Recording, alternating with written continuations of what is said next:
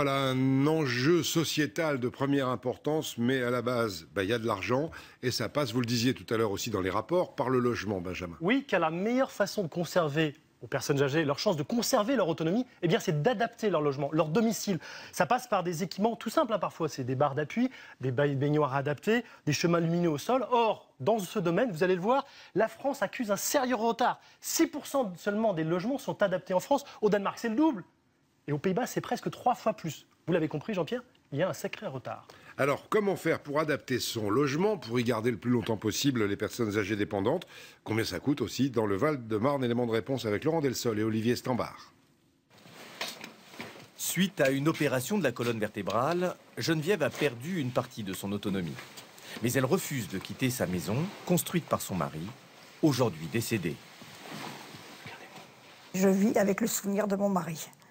Moi, je l'ai dans toutes les pièces. Et me retrouver même dans un 4 ou 5 ou 6 pièces dans un appartement, pour moi, ça serait un vide. Mais cette décision a un prix, aménager la maison. Dans son projet, Geneviève a été aidée du début jusqu'à la fin par une ergothérapeute. Perrine vérifie si tout a bien été installé. Attrapez la barre, là? Oui, c'est d'accord. Bon. Donc c'est impeccable, là, la hauteur, ça vous va? C'est parfait. Cette professionnelle de la santé commence son travail par un bilan. On fait vraiment le point sur ses problèmes de santé, son entourage familial, professionnel. Et on fait également le tour de la maison complet. Et c'est à ce moment-là, justement, qu'on va diagnostiquer la maison.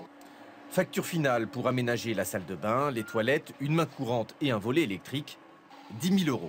J'avais pas de moyens de faire des travaux comme ça. Mais l'association Pacte l'a aidée à trouver des financements. Ça coûtait 10 000 €.